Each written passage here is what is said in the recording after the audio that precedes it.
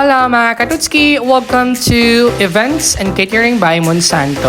So ngayon, meron tayong catering for today's for 30 pack. So yung catering natin is for house blessing, early dinner. So kinakamada na natin yung mga gamit. Barangay Concho, Martires or 13 Martires, Cavite. So medyo malayo nga lang siya kasi dahil nga ma-traffic. So it's a long drive. So pag sa catering ng ganito, inuna na muna ninyong gamit tapos pahabol na lang yung mga pagkain. So si client pala hindi na siya nag-avail ng transportations kasi meron na silang H100. So yung sasakyan na nila yung ginamit namin as our transportations going to their place. So andito na nga tayo sa bahay nila. So the house blessing ito. Medyo maliit lang yung space so wala tayong masyadong paglalagyan. So we decided to put it outside. So sa loob nila yung garahe, yung buffet setup. And then sa labas naman yung mga tables and chairs.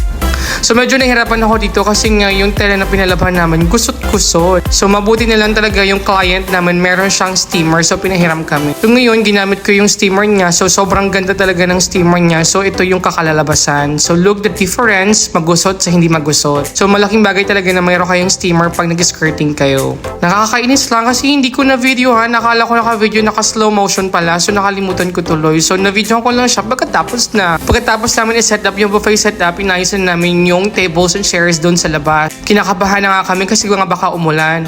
So ayun na nga, tapos na natin yung tables and chairs setup natin. So there's our simple basic sa ating table centerpiece. And then ito na yung full setup natin sa catering natin. This will be under by Putolicious Food House. So this one is Events and Catering by Monsanto. O, diba? Ang ganda. So it's very simple lang siya. Kaso nga lang mayroong mga chismis sa gilid so kaya pinatanggal na namin kaya nilagay doon sa loob ng kabilang bahay. Mabuti nila mabait yung client, sila na mismo naglagay sa loob. So now, it's very beautiful and elegant. The events and catering setup. O diba, ang ganda. Ang fresh ko pa dyan pero pagod na yan. So dahil tapos na yung setup namin, hinintay na lang namin pagdating ng pagkain. After an hour, dumating na rin yung pagkain natin. So we have the rice, the chicken carbonara, and then meron din tayong beef caldereta without nose, pork or labor spread, and fish fillet sweet and sour. Meron tayong chop suey, tsaka meron tayong chicken cordon bleu.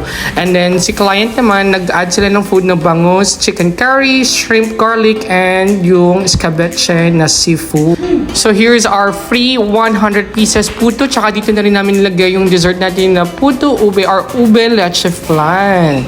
O diba, napaka-elegant talaga. So this catering is only worth 17,000 for 30 packs. So what are you waiting for? So if you want to book for this catering, please check our page or our Facebook page. So ayun na nga, meron pa kaming bisitang hinihintay pero yung pagkain, ito na lang. Sarap na sarap yung mga bisita. So pagkatapos ng catering, ito na nagsimula na kami magligpitan kasi nga ilalagay na namin sa sasakyan. So ito na nagkakarga na kami or nagkakamada na kami ng mga gamit kasi uuwi na kami. Sobrang sarap na sarap talaga yung clients namin, tuwang-tuwa sila. So sobrang pagod na yan, binigyan kami ng 600 tip. So dalawa lang kami, so hati kaming dalawa. O diba ang saya-saya pag catering kapag may tip. Parang gusto mo pa magtrabaho ulit, chari! Ganun talaga pag sa catering, pag nabibigyan kayo ng tip, mas lala kayong ginaganahan. Parang gusto nyo buhatin na lahat, parang gusto mo ikaw na lang magtatrabaho. So once again, we create, you celebrate by Events and Catering by Monsanto. So thank you for watching. See you next catering. Bye!